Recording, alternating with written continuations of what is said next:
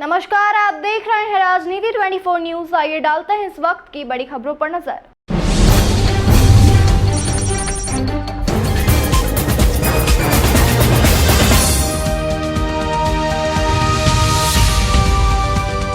शिवपुरी जिले के पोहरी जनपद सीईओ के खिलाफ सरपंच संघ ने पोहरी कस्बे में अनिश्चितकालीन धरना शुरू कर दिया है। सरपंच संघ ने पोहरी जनपद सीईओ शैलेंद्र आदिवासी पर भ्रष्टाचार के आरोप लगाते हुए उन्हें हटाने की मांग की है। संघ का कहना है कि जब तक पोहरी जनपद सीईओ को नहीं हटाया जाएगा तब तक धरना जारी रहेगा।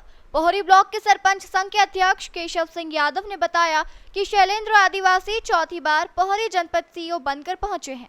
अगर पोहरी जनपद को भ्रष्टाचार मुक्त बनाना है तो सीईओ को हटाना बेहद जरूरी है, क्योंकि सीईओ ने जनपद में इतना भ्रष्टाचार फैलाया है कि अब सरपंच संघ को मजबूर होकर अनिश्चितकालीन धरने पर बैठना पड़ रहा है।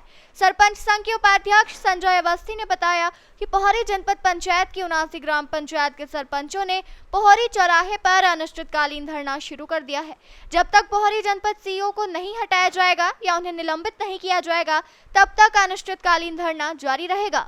पिछले 3 माह से ये लोग एक भ्रष्ट अधिकारी के कारण काफ़ी परेशान हैं, जिसकी काफ़ी शिकायतें हो चुकी। काफ़ी जांचों में भी ये सिद्ध पाया गया है कि ये अनियमितताओं के आदी हैं। इन सबको मांगों को लेकर ये जिला कलेक्टर से लेकर जिला पंचायत सीईओ और यहाँ तक कि मध्य प्रदेश शासन तक कई बार अपनी शिकायतें भेज चुके। इनके पंचायतों में कमीशन का ज़बरदस्त बोलबाला है। जैसा कि इन सभी साथियों ने मुझे बताया, लगभग 30% तक कमीशन या ये पंचायतों से देंगे तो पंचायतों में विकास कार्य कैसे होंगे ये आप लोग सब समझ सकते हैं।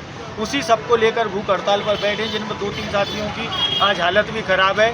और शहरी क्रांति आंदोलन, चूँकि गांव-गांव में पोहरी में शहरी जनजाति के लोग बसे हुए हैं, हम चाहते हैं कि उन आदिवासियों को सारी सुविधाएं मुहैया हों।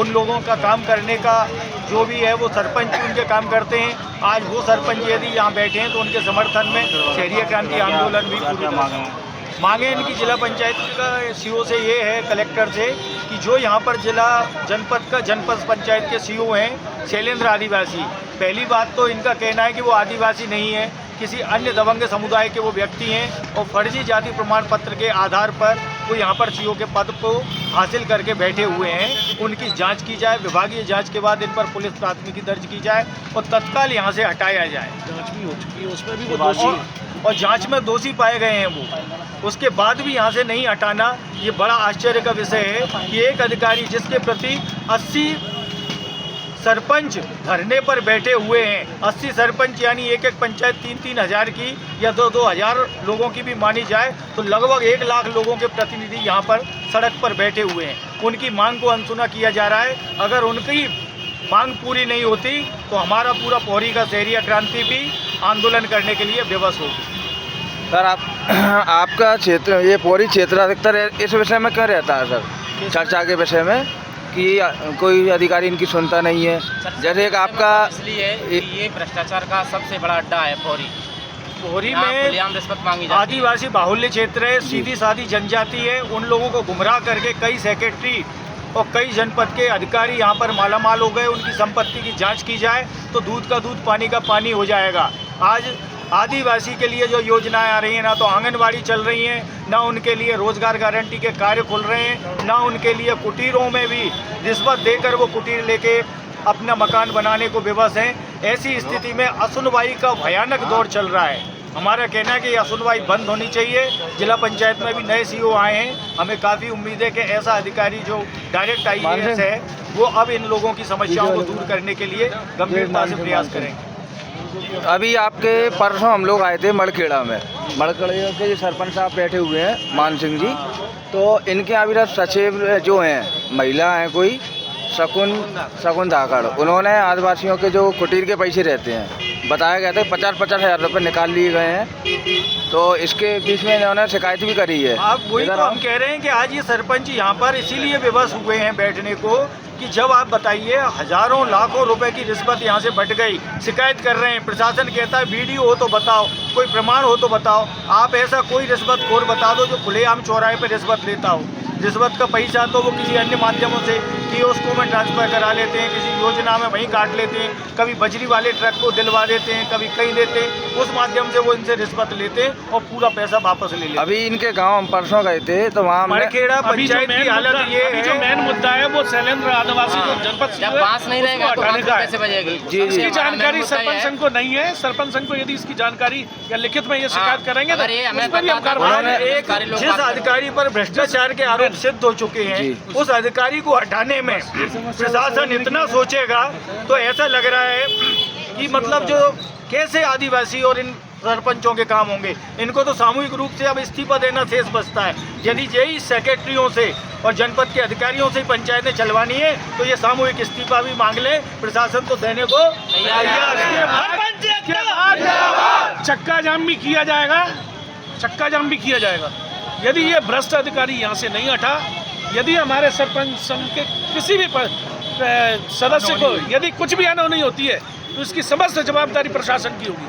हम सभी नेताओं को भी अवगत करा चुका है। प्रभारी मंत्री को मैंने खुद से लिखित में शिकायत की है, सरपंच संघ ने शिकायत की है।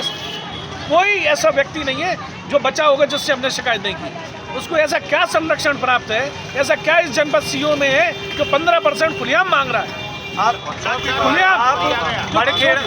15% तो इनसे मांग रहा है, 30% का कमीशन चल रहा है। ऐसी स्थिति में कैसे विकास होगा? ये आदिवासी बाहुल्य क्षेत्र है, होश में आ जाएं अधिकारी। यदि इस तरह का भ्रष्टाचार चला तो सड़कों पर जनता ही जनता नजर आएगी। उसकी जिम्मेदारी जिला प्रशासन की और शासन की होगी। हम चाहते हैं कि शांत कौम में आदिवासी सबसे सीधे और भली कौम है। मैं नहीं चाहता कि उन्हें आप इस तरह परेशान करें। जनमन आवास जो योजना है वो जनमन आवास की जगह अधिकारियों के लिए जनमन से बनी हुई कोठियाँ उनकी तैयार हो गई हैं। देखिए साहब, अब मेन बात हमारे मुद्दे की है। जनपद सीओ सेक्रेटरियों को फोन कर करके हाँ, सरपंचों पर दबाव बना रहे हैं कि यहाँ से धरने पे से उठाओ अपने अपने सरपंचों को। खुलेआम उसकी दबंगिया ये देखो कि उसका क्या बिगाड़ लेगा कोई। अभी भी हमारे एक साथी से ये कह रहा है कि मैं तो दोबारा आऊँगा, अभी मेरा क्या कर लोगे तुम लोग। खुलेआम हमें धमकी दे। गुंडा राज ऐसी स्थिति यहाँ पर हो गई है और अगर इस तरह के अधिकारियों को यहाँ से नहीं हटाया जाता तो ये साफ है कि शिवपुरी जिला भ्रष्टाचार का बहुत बड़ा गढ़ बन चुका है। भ्रष्ट अधिकारियों पर कार्रवाई करने की हिम्मत यहाँ के प्रशासन में यदि है तो तत्काल उनको यहाँ से हटा देना चाहिए। और मैं हाँ जी साहब, मैं अपने सरपंच संघ का ब्लॉक अध्यक्ष हूँ और रिटायर फौज से रिटायरमेंट हूँ साहब मैं, और वर्तमान में ग्राम पंचायत बलौड़ी से सरपंच हूँ साहब मैं। अब मैं अपनी पूरे सरपंचों की मांगों को लेके अभी तकरीबन 40 घंटे होने वाले हैं। मैंने अन्न जल का बिल्कुल अपने मुंह में एक ड्रॉप पानी भी नहीं डाला साहब। बस साहब और तो मैं कह नहीं सकता ज़्यादा, ना मैं इतना बोल सकता। मैं तो बस एक ही मांग है और कुछ नहीं है।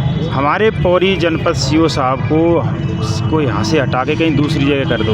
अगर नेताओं को, अधिकारियों को, प्रधान जितने भी मतलब सभी लोग हैं वो उनसे ज़्यादा लगावे तो उनको जाके कि दूसरे ज़िले का कलेक्टर बना दो, बट हमारी पौरी से उनको हटा दो बस।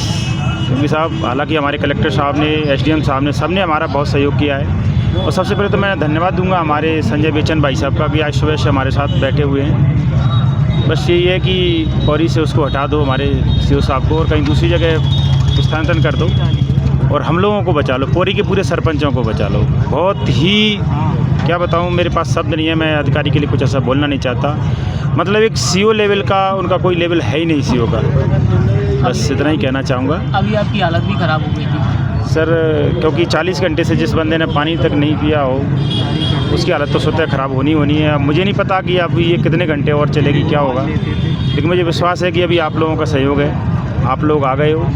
तो कलेक्टर साहब ने भी आश्वासन दिया। अभी मेरे पास थोड़ी देर पहले नरेंद्र सिंह, हमारे प्रदेश अध्यक्ष आदरणीय नरेंद्र सिंह तोमर जी का भी कॉल आया था। उन्होंने मुझे पूरा आश्वासन दिया है कि बेटा तू घबराना नहीं, मैं तेरे साथ हूँ और जल्दी से जल्दी सीओ को हम अटैच कर देंगे।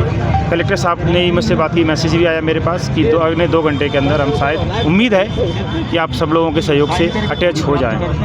लेकिन मेरा ये प्रण है कि जब तक उनका हम अपनी आंखों से अटैचमेंट का या ट्रांसफ़र का नहीं देख सकते तो हमारा दिल गवाह नहीं दे रहा कि हम यहाँ से उठें, यहाँ अन्न ग्रहण हम कुछ